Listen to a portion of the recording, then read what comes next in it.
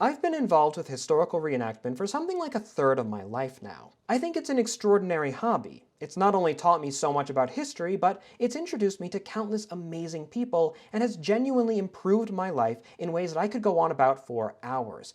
So don't get me wrong, I love this hobby. But as any reenactor will be the first to tell you, it is also quite flawed, to say the least. Sometimes in small ways, other times, well, we don't have to get into the dramatics of it all just now. But a lot of the smaller issues that we face as a community, things that I believe could be very easily fixed with just a little attention and unity of cause, could well have an outsized impact on the experience and value of these reenactment events, not merely for their participants, but for the spectating public as well. Drawing from my experiences as a public historian, as a reenactor, and even just as a spectator of reenactments, today I want to discuss one of the most important parts of recreating a battle, which is the scope of our portrayal.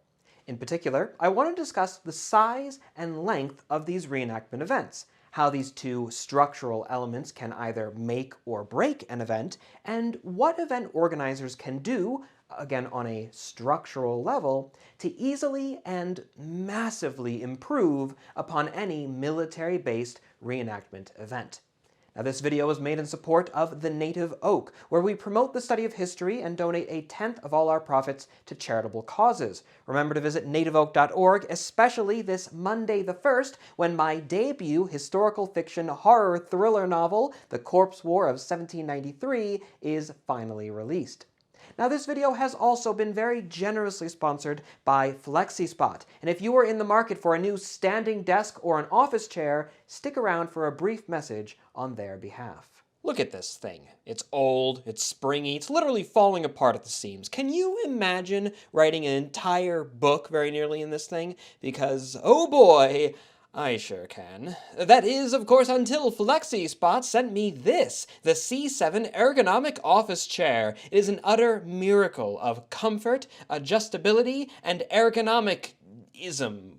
Something like that. I mean, it doesn't just go up and down like most chairs, but look at how you can adjust the headrest to whatever height, angle, and direction that you want. And that is nothing compared with the armrests. You got up and down, left, right, round and around. You can use these things to support your arms however you'd like, whether you're gaming, at work, leaning back to dramatically grip your chin, anything. On the back, the chair has wonderful sacrum and lumbar support, and depending on your height, it's an easy matter to adjust the whole backrest to however is most comfortable for you. Even the seat depth can be adjusted, and with its memory foam cushion, you can easily sit comfortably for those 8, 10, 12-hour days. Or if you're looking for a more relaxing time, just throw out that retractable footrest, and with how far back you can recline, it's a wonderful way to spend a relaxing evening as well. So if you're in the market for a new chair this holiday season, you can find FlexiSpot's C7 Max, as well as the newly released C7 Morpher, and the more budget-friendly C5 chair, all by following the link in the description. When you use my discount code C730, not only will you get $30 off of your C7 Max purchase, but that discount will also go on top of the up to 60% off that you'll find during FlexiSpot's Black Friday sale. Of course, it also comes with a 30-day return policy, so you can try out the chair and make sure that you like it, and it comes with a 10-year warranty with direct replacement for damaged parts. So thank you so much to FlexiSpot for sponsoring another video, and now let's return to our topic at hand. Let's start with the question of scale in reenactment events. Now, some periods do much better with this, and some do much worse, but I think that ultimately every reenactor has dealt with this general idea at some point. Particularly close to my heart is the American War of Independence, and, well, there were quite a few occasions when I was living out in Ohio where I would represent, as a reenactor, roughly a third of the entire British Army in battle. I mean, look at this footage from an event that I did back in 2017. Does this look or feel exciting to anyone? I mean, even for the little kids, I really don't think there's much value here. this was actually a pretty decent showing for this event. It was often much smaller even than this, but we have groups of less than a half dozen, it's sometimes 3 people, that's the one that I'm in, 3 people, acting like they're an entire subdivision. We're fighting at intensely close ranges and marching in lines that just don't make any sense given the scale. You can't call 3 guys a bayonet charge, and this scene is just, it's silly to watch. This kind of scale is more appropriate for maybe a few sentries meeting in the night. Every one of us should be running, we should be using cover, taking a shot, maybe 2, and then pulling away as fast as we can get from the enemy. We shouldn't be fighting in linear order as if we're entire armies. Now, I can hear the objections already, but please, just hear me out. I've always loved attending the annual reenactment at Fort Lawrence. It's among my favorite events, and if you live within a few hours of Bolivar, Ohio, I'd really recommend that you check it out. I'll link their website down below. But that being said, the battle really isn't the reason to attend that reenactment. They have an interesting site, they have an amazing series of displays, and they have dedicated participants who love to share their knowledge with the public. But the battle, quote-unquote, is not accurate in any way. It doesn't provide much educational value, I would argue, and even as regards entertainment, well, piddly little engagements like that really aren't that great, I don't think. And from all that I've seen, that's something that a lot of reenactors agree with. We always took it to be something that's a little silly. It's kind of hokey, just putting on the expected show for the public. Burn some powder, hopefully get their attention, and then speak with them maybe after the fact to offer some deeper insights and basically tell them how it would have really happened, unlike what they saw. But, other than suddenly just recruiting hundreds of new participants and then magically expanding the size of these smaller event sites, well, what can we really do about that? Well, I would say that if you cannot get at least a couple dozen people on each side of the field, even then, probably more like 100 minimum to make it look really good, well, just don't have a battle at all. Again, I hear you. How are we going to actually get members of the public to attend these events if we don't have a battle? Isn't that what everyone actually cares about? Well, sure, maybe the idea of the battle sounds fun. People show up asking, oh, when's the battle and whatnot. But then when they do show up and they see 3 redcoats and a Jaeger defending a palisade made of plywood fencing against a grand column of 6 or 7 Continentals, are they gonna walk away from that battle thinking, wow, that's what made my drive out here really worth it? No, I don't think that it will. I think the thing that's going to actually stick with people, that make them think it was worth it, make them have a good time, and even learn something, are going to be the things that you can do with any number of people, whether it's 1 person or 1,000. It's the displays, it's the lectures, the demonstrations, the conversations that they have with reenactors. But instead, when we have a handful of old men just waddling across a field, shooting back and forth, and then just waddling away, no casualties, no running around, no noise beyond the occasional pew, pew. That doesn't make us look very cool, guys. That's kind of lame. Let's be honest, right? It makes reenactment feel like this instead of what we all know it can be, feeling like this. So what do we do about this? How do we advertise these events, regardless of their scale, to both draw in the crowds and give them a good experience? Well, you play to your scale, you don't ignore it. Don't try to be something that you aren't. If you have 20 guys all together, well then don't separate them and then spread them all out in a line of battle to make it seem like you have even less people than you do, but maybe put them together, even if they're from different sides. Put them together to show off how an entire army would march and fire and charge. It's a little bit easier to show the scale when you have the bodies. Show off what the troops would look like and sound like, and encourage people to imagine what it would have been like at a larger scale. Do a weapons demonstration. A parade is always very popular, and a ceremony. Because doesn't all of this look so much more impressive than the battle, quote unquote, from the exact same event? Isn't this more impactful? And now what if you have even less than like 20 soldiers to pull this off? Well, then you know what? Awesome. Do a drill display and really focus in not on, a body of troops, but the movements of the individual, and encourage people to put themselves in the shoes of an historic soldier. Show off how saluting and ceremony worked, and absolutely show them how a musket was loaded and fired. I have seen crowds of dozens be utterly transfixed by a single, well-spoken presenter showing off how a musket works on their own, just as I have seen crowds of 100+ be bored out of their wits by an overdrawn, boring, quote-unquote battle. Now, there's a whole conversation to be had here about how history wasn't just fighting, and that when we have these reenactments entirely revolving around battles, to the point to where we feel that we need to have them in every event, well, we're pushing a rather limited view of the past. But I'll save that conversation and how limiting it is for another day, because it is a big topic. It deserves a video all its own.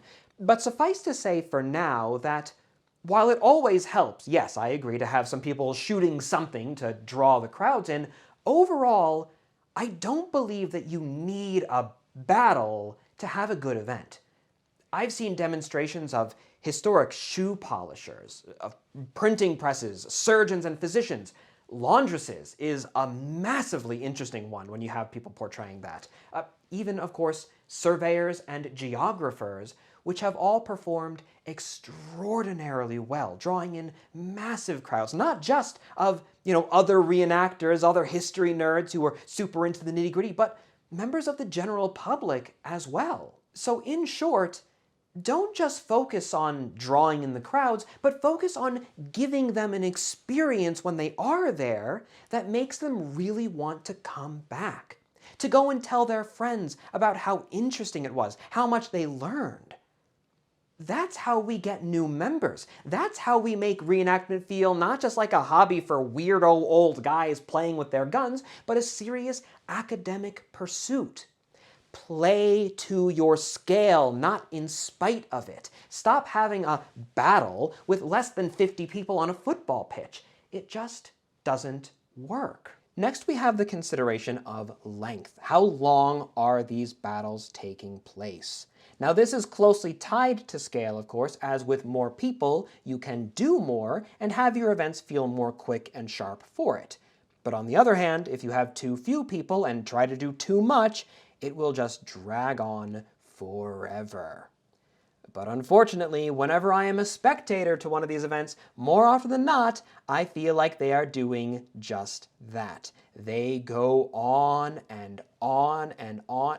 They're boring after a while. So much so that whenever I record them, I find myself having to cut out what seems like half of the engagement or even more, because it's just two sides shooting at each other back and forth with nothing happening. Battles always start off exciting. Spectators are wondering, ooh, what are we gonna see? And they ooh and they ah at the popping of the musketry and all the excitement of the orders and whatnot. But, that initial excitement when everything is just kicking off, you'll lose it quick. It dies down very quickly. It's important to remember that what feels like only a second for the reenactor in the field, actually going through all the commands and everything, what feels like a brief moment for you is going to feel more like 10 seconds for the public merely observing you doing those things. And even with more soldiers, which can mean more shooting, still, So many times I have been bored out of my wits when it feels like nothing is happening but the two units just marching back and forth and shooting back and forth and occasionally, very rarely, getting a casualty to fall down. Well, the field is really small, or oh, well, we don't have a lot of people, so we can't take casualty, we can't do too much. We got to make sure it was worth the drive for everyone, right? Okay, yeah, gotta make sure it was worth the drive, but when you have reenactors just uselessly burning powder a couple of yards away from one another, and I can see little kids getting visibly bored and antsy, their eyes start to just sort of wander around and look over the backs of their parents and everything, when there is a battle happening in front of them, that's an indication that something is very, very wrong, is it not? As a participant, one of the single greatest reenactment experiences that I've ever had was at Stony Point 2019. And for both days of that battle, they were exceptionally short. The battles basically consisted of the rebels firing a volley, charging our position with overwhelming force, and just washing over the defenses. It was intense, it was dramatic, it was short, sweet, and to the fine point of a bayonet.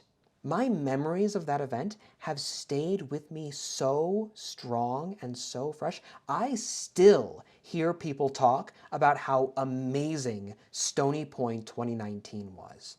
And likewise, as a spectator, the best event that I ever witnessed? Probably the 250th of Bunker Hill just last year. It wasn't perfect, there were definitely some slower moments, but for the most part, the battles that I saw, because there were multiple each day, were all pretty fast-moving and very sharp. They had a lot to show, but they divided them up into multiple chunks, not only to allow the reenactors to rest between them, but to make sure that no section overstayed its welcome. On that final push, when the British finally took the hill, it was dramatic, it was loud, it was intense, it was close-packed, it was fast. Honestly, it was a little scary. My ears were left ringing from how intense it all was.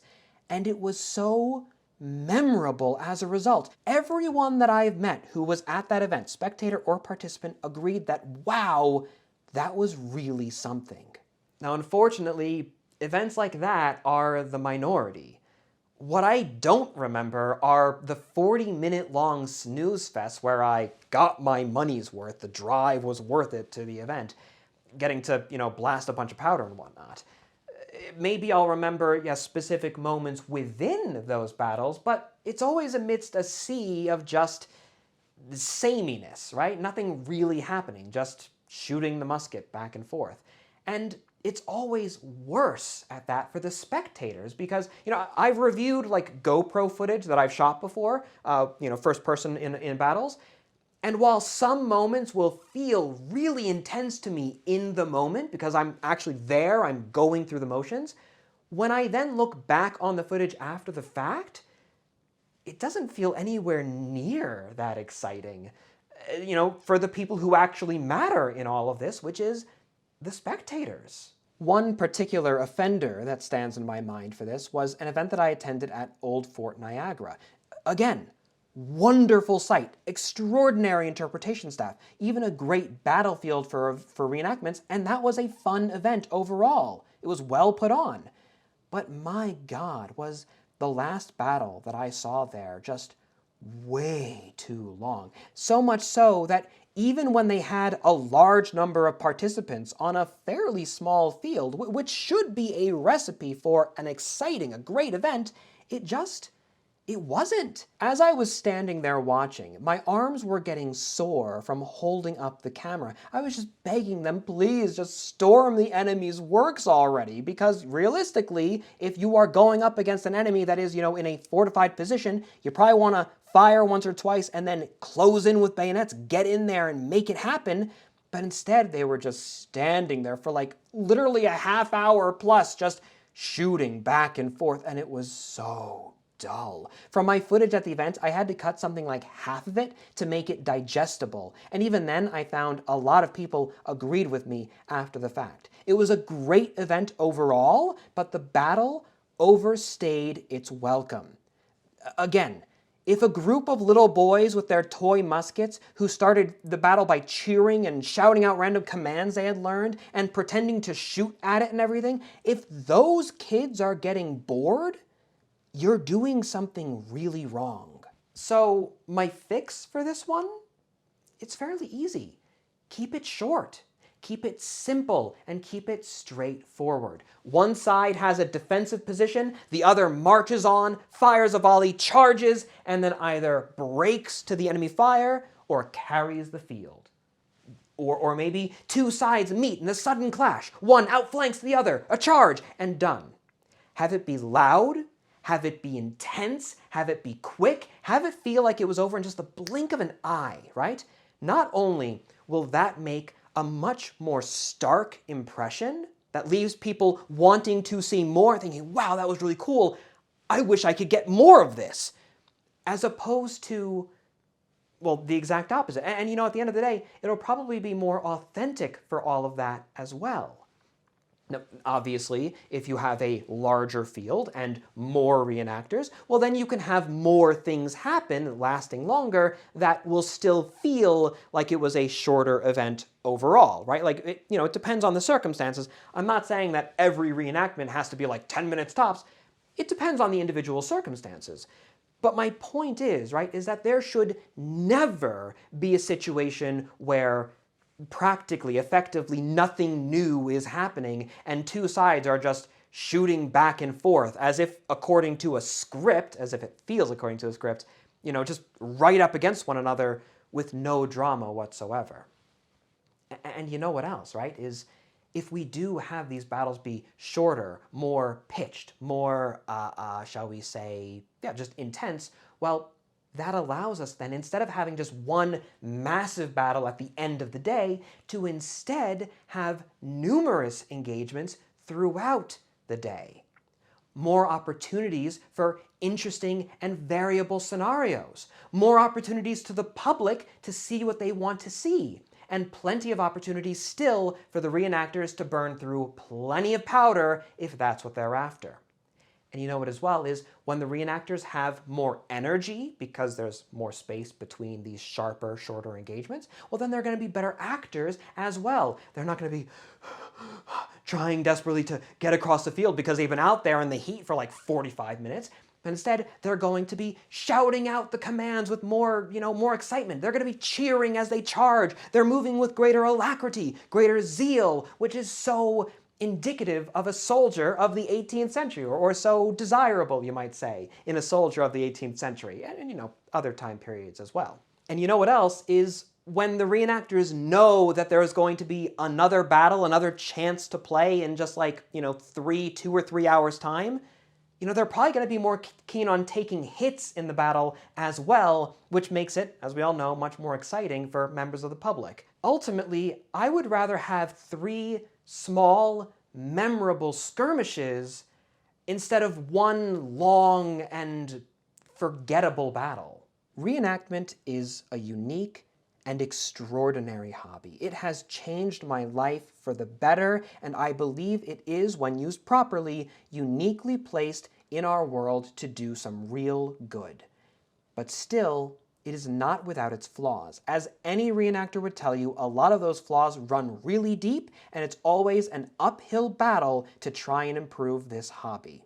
Now, if I wanted to make this into a series, maybe like Fixing Reenactment or something, there are dozens of topics that are well worthy of discussion, ranging from, inter-unit politics to, heck, talking about politics in the hobby, to insurance policies, and to how we engage with members of the public.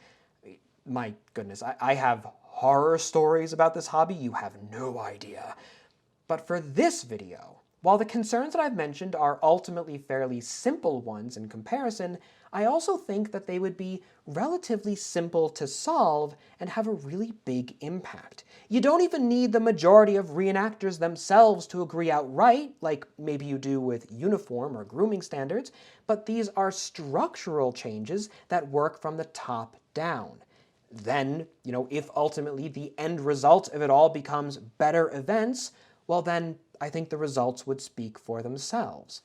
I think that these concerns, again, have an outsized impact on our events, either for the better or for the worse, depending. That's not just for the reenactors themselves, but for the members of the public as well. And at the end of the day, if you're not reenacting for the public, for a love of public education, well, there's a decent chance that you're not going to be in it for the long haul anyways.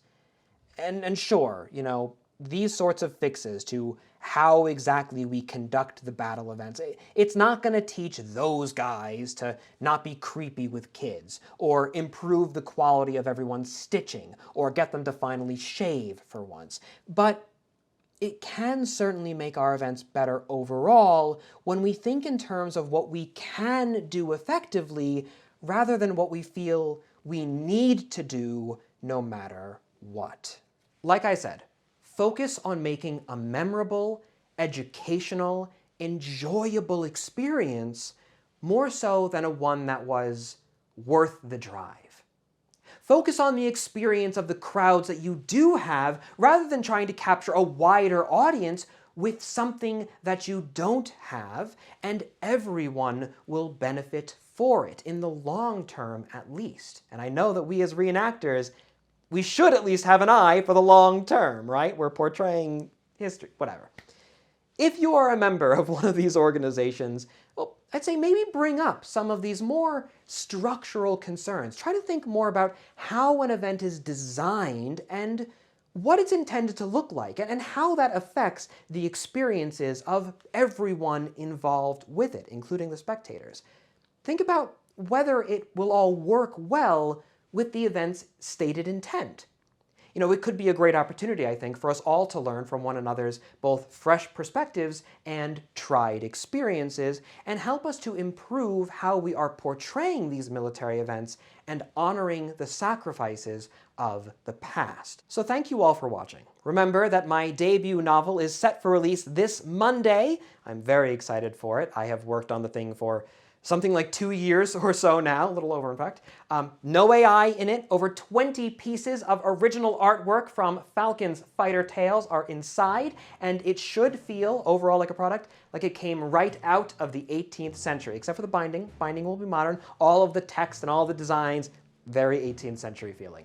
If you like Sharp and World War Z, the book, not the movie, then it is absolutely the piece for you. A soldier's account of the Corpse War, fought in Norfolk, 1793.